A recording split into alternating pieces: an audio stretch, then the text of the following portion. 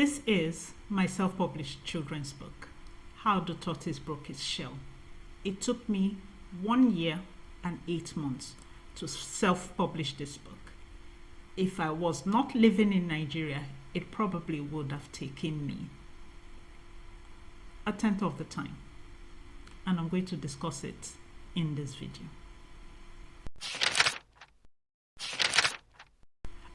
Before I start, I just want to say that the book launch is still open. www.vivianuwakwe.com/book launch. Go there and be one of the first to get the e-copy of the book when it's launched. I can't wait to see you there. Thank you for those who have already signed up. It gets me excited looking at the numbers growing. Don't worry, we're almost there. We're just there. We used to be like, the gap was like this. Now we're just there. We're hitting book launch. Thank you. If you live in other parts of the world, you could never fully comprehend the peculiarities of living in Nigeria. Nigeria has its own specific challenges for Nigerians living in Nigeria. Hi and welcome back to my channel. Nigerians are very resilient people, and the reasons are not far from the environment we live in. We find ourselves in challenging situations and almost unthinkable situations that some generations have adopted as being normal. When I started my self-publishing journey, I had to go through a training at SPMS. SPMS is Self-Publishing Made Simple, and it is a course run by the lovely April Cox. I was the only Nigerian, probably the only African in a class of, I didn't do a head count, but I estimate between 15 and 20 people. And right from the word go, from the onset of the course, the problems, the challenges of living in Nigeria fully presented itself, which some of us will call village people. From the onset of the course, my first problem was power. We all know that in Nigeria, power is a luxury. It is a luxury. My grandfather grew up in a Nigeria where there was no light 24/7. My father has lived his life and his life is gone, and he's gone right now. And he didn't experience in Nigeria where there's light 24/7. I am living in a Nigeria where there's no light 24/7. By light, I mean electricity, power supply. My children are living in Nigeria, in a Nigeria where there's no light 24/7. And some of my mates have started, will soon start, or probably a few have started the process of grandchildren, or experiencing grandchildren, and it is the same thing. No power 24/7. I've counted 5 generations now. No power 24/7. So when we are in when we were in a Zoom meeting in the course, and suddenly my lights go out, you know, it was normal to me, but I'm sure most of the class participants were wondering what exactly is going on with me. So I think about a week into class, I got a new generator. Okay, I'm going to dedicate this to work and to my class. And most of the times my class used to end, you know, American time, so it would start late and end early hours of the morning. But I was determined to get the class. I normally would not run my generator past a certain time. I'm an ethical person. I don't want to disturb anybody. But for that class, I really wanted to get the essence of the class and make sure my self-published book was out. And it didn't happen. I got myself this generator with a 1-year warranty, sold to me in the best of terms, what I would even consider friendliness. And under 3 weeks, this generator packed up. They said they were selling me an authentic Sumac, and they ended up selling me junk. This is not a name and shame video. The supplier of that generator knows himself. His store is somewhere on Agri Road. I never got value for my money. After 3 weeks, the generator packed up. He wouldn't repair it, he wouldn't replace it. And that generator just stayed and gathered dust till I gave it out willingly. So what did I do? Like I said, I'm not sure if I mentioned it in this in the beginning of this video. I'm going to discuss the challenges and how I circumvented. I later had to install solar in my house, and as God will have it, I met an authentic solar dealer right here in Port Harcourt, and my solar was installed. And even right now I'm speaking to you, there's no light in my house, but there's solar. I can walk at any time of the day I want to. So that's problem number one. Nigerian problem number one. Nigerian problem number two: data, internet connectivity. When I started this journey, I was using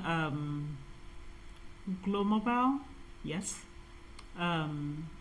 Later, one of those days, I think when I wanted to build my website, I noticed that the data wasn't sufficient. I don't know what it was about their bandwidth.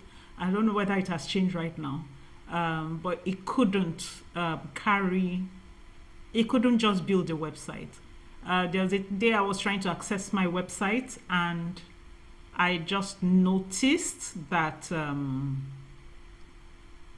I just couldn't log in to the control panel. So I had to call them, and they explained it to me, which made me, I think I opted for 9 Mobile, which was as at then Etisalat. And I don't think they didn't have a plan that I considered budget. No, it wasn't even budget friendly. Yeah, I didn't consider their plan budget friendly. So it made me get an MTN line. And even in getting that line, it was at the point of getting it, I realized that my NIN date of birth was registered wrongly. I don't know if that's problem number 3, but I'll call it problem number 2B, because it had to do with problem number 2. I have used, I know my date of birth. I don't have any forged documents, and I've entered my date of birth to thousands of forms without any issues. I don't know why it's the NIN office, and I got to the NIN office, to rectify that issue, and the process to rectify that issue, it's a hot mess. It's a hot mess. In fact, I started to think, do they deliberately enter wrong dates so that you come back and you pay 15,000 in a country where the minimum wage is what is it again? I think it's 40,000. Is it 30,000? I don't know. So you pay like half of your minimum wage to get your NIN date of birth rectified, and then you use it to proceed and do other things. Well, I got the MTN data. It's not a run video. That was how I switched to MTN. But I tell you, MTN is still giving me, on a scale of 1 to 10, it's probably giving me a 6, because there are still Zoom meetings that I cannot hold with my MTN. My data plan is robust. There are times I wake up, not like I wake up, I want to work anyway, and halfway through it, MTN stops working. Maybe it rained, maybe it didn't even rain, but one day the network just shuts you off. So that's problem number 2. I think the only way I can is the word circumnavigate. The way I can work around that problem is to probably opt for Starlink, Elon Musk's Starlink. I heard the connectivity is great. I know a couple of professionals in Lagos using it. I have not met anyone in Port Harcourt here to give me a testimonial. So if you have used Starlink, please do leave me a comment below on the video. Thank you very much. Problem number 3, obtaining my ISBN. And I don't think it's fair to say obtaining an obtaining ISBNs, because it's a problem I think the National Library has to deal with in Nigeria. Now, problem number 1, if you live in a state where there's no library, you are going to have to travel to a state where there's a library to get an ISBN. In the alternative, I think now their online service is a bit robust. I'm not too sure, but I've not tried it. I'll soon try it. The officials are quite helpful, but the major problem, well, if you, I stay in a state where there's a library in Port Harcourt city where I stay, but then there's a second problem. If I was a debut author publishing for the first time in any other advanced country in the world, US, UK, wherever, Europe, I can go to my internet. I don't even need to physically visit the library. I can go to the internet and get even 100 ISBNs and proceed with my business. It's an honor to have people publish in those countries. In Nigeria, it's like a privilege the library gives you. I've met amazing people who work in the library, and I just pray that one day the management might change and start working in favor of self-published authors. Now, in Nigeria, you are allowed one ISBN as a debut author. For someone like me, where is that a problem? My book has 5 variants to be available internationally. This is the paperback. I have the hardback. I have the Kindle version. I have the audiobook, and I have the activity book. 5 versions. One ISBN is not going to do anything for me, but it doesn't stop there.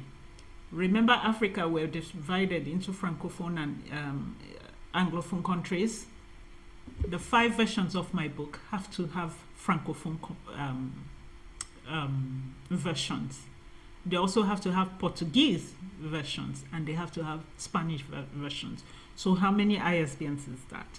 20. Nigeria limits me to 1.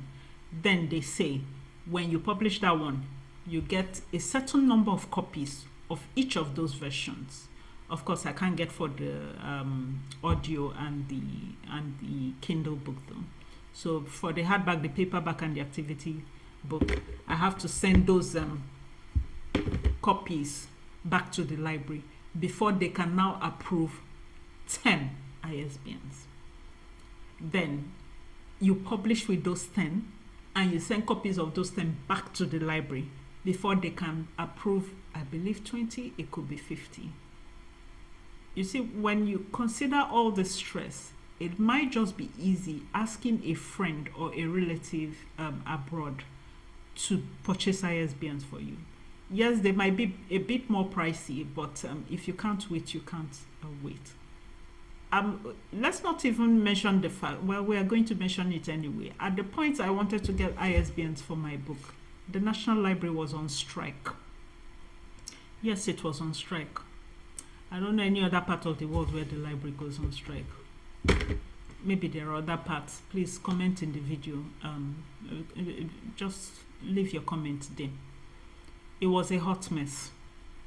So it delayed me till they got back on strike, from strike, and then I got the ISBNs and all. And right now, I am limited to publishing only the English version of my book. The other versions in other languages won't have to wait until I send these copies to the National Library in Abuja before I will know how many more ISBNs I can get. So that's problem number 3 of Nigeria, my ISBNs. Problem number 4, being an author, self-publishing in Nigeria. Identifying and finding reliable professionals to work with. Our professionals benchmark most of their their standards against national standards. The nation doesn't even really have standards, so they just they conjure up whatever is in their head and they execute. I used to be that way until I was privileged to live abroad for a couple of years. So what do I mean? Let me break it down. In self-publishing, you are going to need help. You will need, for someone like me who is an illustrator, I might still need illustrators. They might not be illustrators who design like me. I might just need draftsmen. Draftsmen are just people who sketch. in my own self. Okay, let me mention the people I needed. I needed editors. I needed for printing. I have a printing experience. I've run a print company here, so that wasn't going to be an issue. But if it was any other person, it would be an issue. And identifying who could print your book one go and get it to international standard. What else? You could just need different. Let me see the processes of the book. I've mentioned editors, illustrators, graphic designers, because sometimes you finish illustrating, you just need someone to put it well. Then I need marketers. I need social media handlers. One of the reasons why my book took 1 year was that every single thing I did it myself.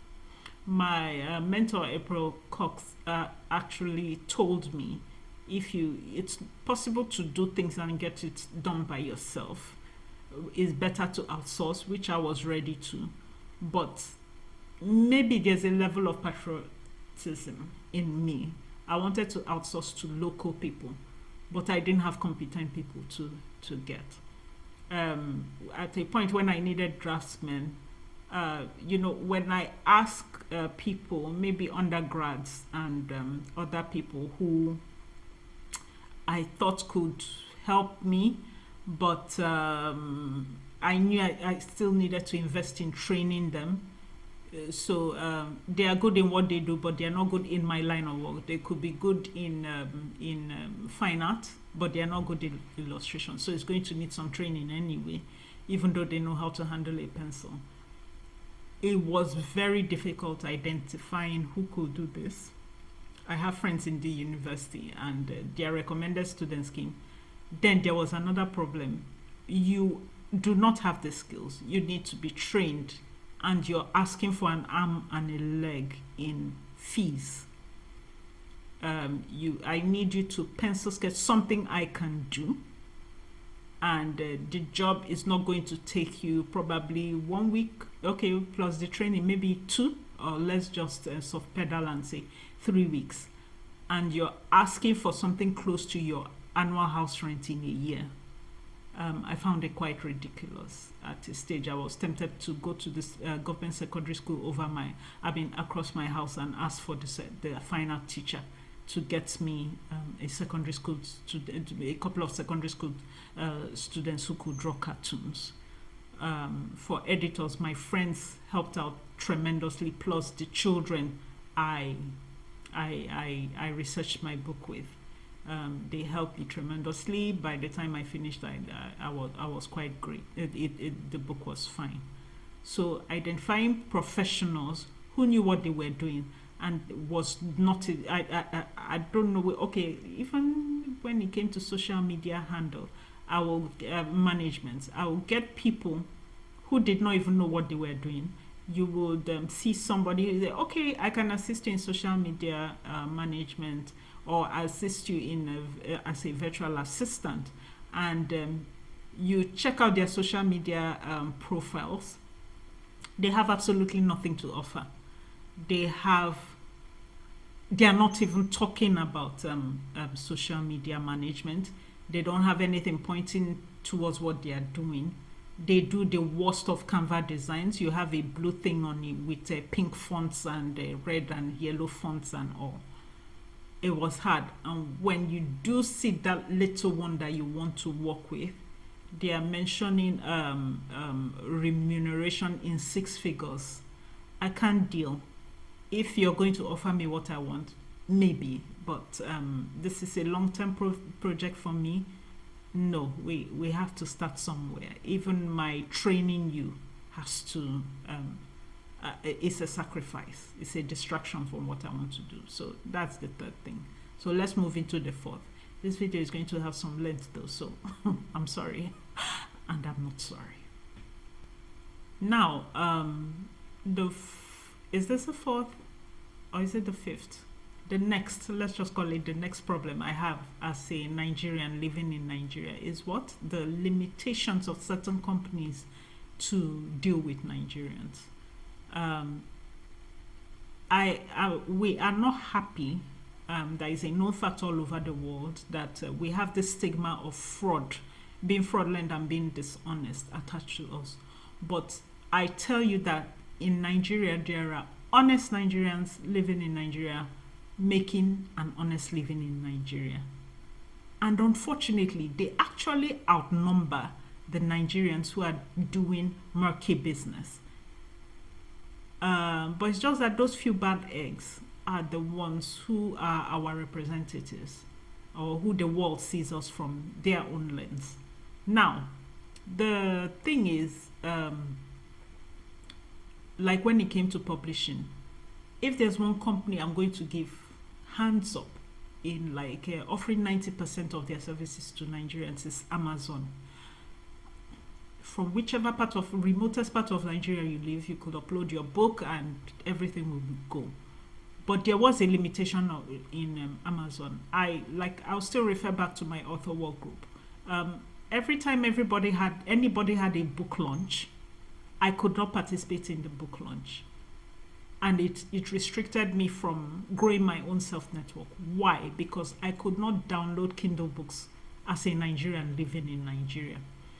I cannot fathom why Amazon can enable Nigerians to buy their movies.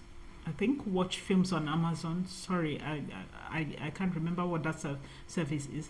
Amazon can enable Nigerians to buy physical goods from Nigeria, but something as basic as literature to read, they wouldn't allow you download the digital version, but you can buy the paperback and the hardback. And like during the book launches, when I was supposed to like network among my peers in other parts of the world, usually there's a day the ebook is being made free, and I never got to participate in any of those. My Amazon UK account was locked. My UK, I had even downloaded some Kindle and read on it. No way. In Nigeria, I still maybe I'll write their customer service. Their customer service is quite responsive these days. So maybe I'll write them and ask them what the reason is. Those are the limitations. There's a company called Ingram Spark. If you want it, most Nigerians are used to publishing on Amazon. Nobody mentions Ingram Spark and other alternatives like Barnes and Noble and Co. or Kobo or iBooks. I forgot Apple Books. I've forgotten what it's called. Now, the thing about Ingram Spark is that those are the big guns.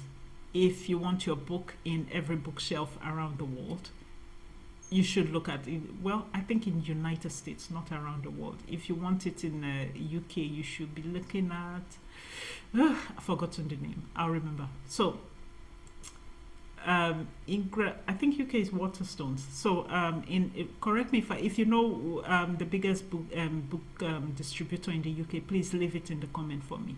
Now, for Ingram Spark, I lost out that opportunity because Ingram does not deal with Nigerians. In fact, I had opened Ingram, I believe, when I was in UK, and I just went and re-logged into my account, and immediately they locked me out.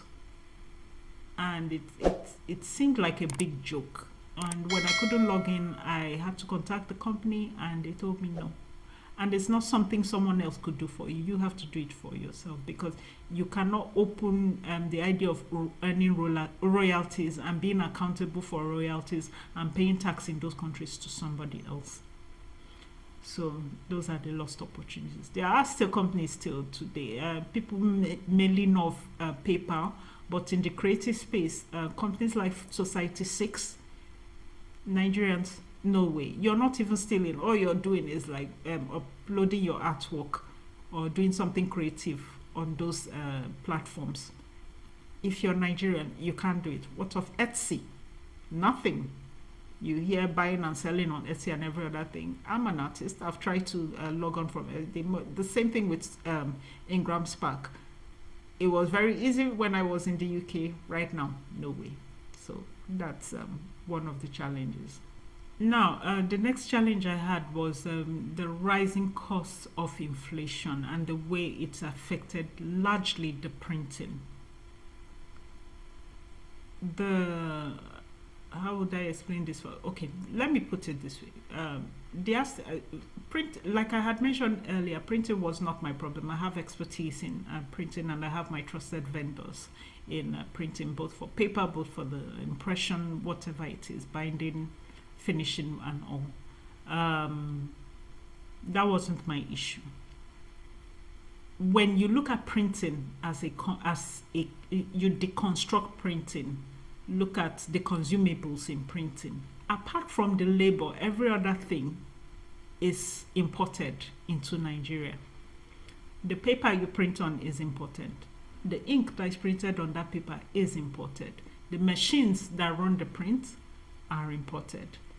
The lamination you do on your book cover, they're imported. The computers you use are imported. The software is imported. So that's one aspect of publishing as a whole that is 100% affected by inflation. I think, okay, we should leave 5% for the labor that goes in and maybe the intellectual capacity, but after that, it's just inflation. So as the dollar rose, I believe when I started this journey, the dollar could have been about, I think about 480. Probably I'm wrong, probably about 600. I'm not too sure. But right now, as I'm making this video, it's 950. It's set to hit 1,000 before within the next 2 or 3 weeks. So what it's costing me now to print about 500 copies of my books is what it would have cost me to print about close to 1,000 copies of my book, probably even more, when I started the book publishing journey. So that's what I meant by inflation. And another aspect we look at is software. Software subscription is usually affected by dollar prices, and then the locking in and out of our accounts by the banks. One day you can I bank with GT. So one day I could use I think at the beginning part of my journey, I could subscribe to any software, pay for anything with my GT card, and all of a sudden it's locked. And then you can't even do any foreign transactions. Then some months go by, then they tell you to get the dollar MasterCard or something like that. You know, everything is frustrating. Even when you get that, they now limit the amount of dollars you can transact with and all. It's a mess. It's a hot mess. Number 5 is working out the marketing and distribution for my books. In advanced countries, it's very easy. If I had my books printed like in a place like Britain or the United States, it's very easy. If I bulk print, if it's Britain, is the post office. Well, that's the easiest. There are other forms of logistics anyway, but you know, the common man uses is the post office. You have whatever the delivery cost is, you can just buy the paper, the envelopes, the stamps and everything, get it weighed and know your postage. And for anybody that orders, it's just for you to take a few steps outside your house and put it in the post box, and it goes out to the buyer. If you really want to stretch your legs, you walk to the nearest post office, which probably is not like, I'm just trying to remember my last residence in London. It wasn't more than a 12-minute walk. I remember that post office. In fact, you would remember all the post offices near you. But in Nigeria, it doesn't work that way. As I'm speaking to you now, logistics is a huge issue. The logistic companies take so much. Why? Because of the fuel situation in the country. Let's look at some of my counterparts in the US who started the course with me. On Amazon, if a children's book is selling for say $15, they just ship out to China. They outsource the printing to China. This comes back in maybe 500, 1,000 copies comes back to them. And at that, they are able to sell one book for probably about, they are able to print one book for probably about like $3. And when they add delivery costs, they just ship everything to Amazon. Most of them do. Well, a good number do. And some have their own logistics and delivery arrangements. When they do all this, bottom line, they cut away nothing less than between $10 and maybe $12. I don't have the figures. All this is just pure profit. That's what I'm trying to say. So they make like 70% margin on their books. For me, it's a totally different thing. It's a totally different thing. I cannot do that because if you're going to ask a person to buy, say, your activity book and your storybook as a package for, say, 6K, you're going to work out logistics of like 3,000, 3.5, depending on the part of the world is going to. And then you're going to have to start thinking, why would somebody order your book if the delivery cost is almost like more than half of the price? And if they could just go to a bookstore and get what they want, even if it's second-hand books. And also working out this logistics, I'm not saying that Nigerians are poor. Many Nigerians can afford it, but you get the drill. You really have to do your mathematics when it comes to printing. Another thing is, apart from distribution, working out how to network and get the customers that are ready to pay for my book. It's something I can do, but it's something I really need to put time into. It's easier for me to navigate. Very funny. It's easier for me to navigate the foreign market. I know how to market. I know how to build. I know how to do everything in the US or the UK, in other countries. I know how to get my email list, blast out, run my ads, and everything pay. But in Nigeria, even if I can build that network, there are always challenges, particularly to do with logistics and then to the authenticity of the buyer. So that's it. Now, there are many more problems about Nigeria, self-publishing in Nigeria. Some are not particularly peculiar to self-publishing, but they are general Nigerian problems. But this is what I'll say. I've learned and I've gotten stronger, and I'm still I'm still good. I'm still good. I'm not saying I'm over it. I'm just saying that the earlier we get things right, even opportunities in self-publishing might start opening up to a lot of other people who probably would never have thought about it as a career option. And then I don't know what area in life or what challenge you're facing right now in work, in business, in career. Don't moan about it. Look for the way out. Look for how best to manage the situation. Think logically and find your way out. Thank you, and we'll wait for another video. Subscribe.